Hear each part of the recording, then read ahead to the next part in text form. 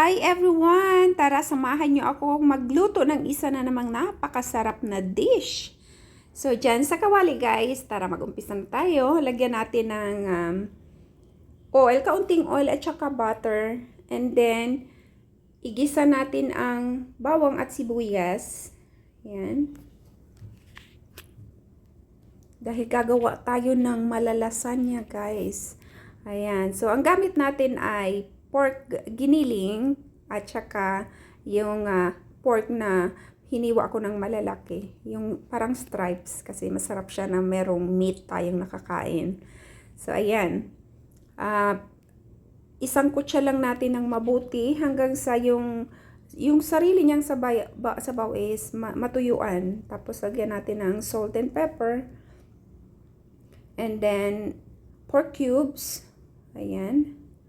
Tapos, haluin lang natin ng mabuti. Tsaka, igisa na din natin ang mushrooms.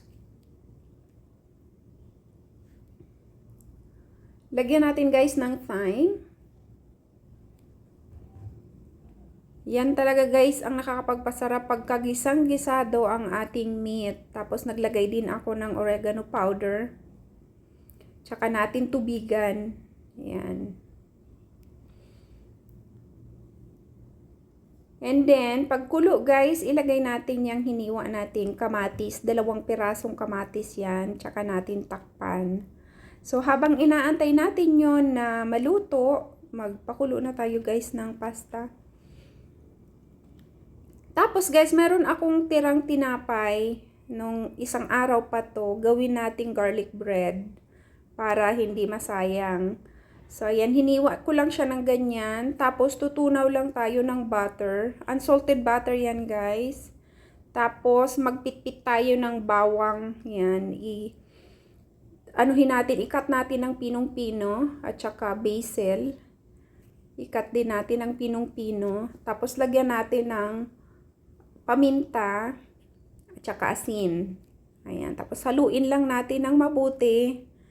At saka natin ilagay sa tinapay. Ayan. Lagay pala natin ang tinapay sa aluminum foil kasi ibibake natin yan guys. Ayan. So, lagyan lang natin ng garlic mixture ang ating tinapay dyan sa mga hiwa-hiwa. At saka natin balutin at i-bake natin ng 15 minutes. So, habang inaantay natin yan guys, balikan na natin ang meat. Ayan. So, halos natuyuan na siya guys. Malapit na siyang matuyuan. Ilagay na natin ang Italian sauce. Ubusin natin yung isang pack. Halu-haluin lang ng mabuti at saka takpan ulit natin para maluto yung sauce. Ayan. Tapos, ilagay na natin guys yung basil na hiniwa natin kanina. Tapos, tikman natin. Okay na guys ang lasa. Maglalagay lang ako ng white pepper para medyo maanghang-anghang siya. Ng kaunti. Tapos, ilagay na natin yung, yung pasta natin na niluto kanina. Ayan. Tapos, halu-haluin lang. At saka natin i-transfer dyan sa ating serving bowl. Serving plate. Tapos, dyan guys sa kaldero, maglagay tayo ng butter at saka isang kutsarang harina. Lutuin lang natin ng husto, tsaka lagyan natin ng gatas. Nagdagdag ako ng ibap.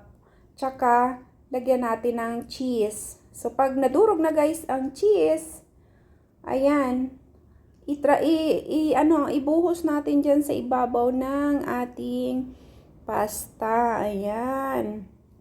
Ang sarap niyan guys. Tapos budburan natin ng parsley. Ayan, para maganda tingnan at nakakadagdag din yan lasa. Tsaka i-bake natin guys na mga 8 minutes hanggang sa magpula-pula lang yung ibabaw niya. So yung ating garlic bread, after 15 minutes guys, binuksan ko lang tapos ibinalik ko sa oven ng hanggang 5 minutes.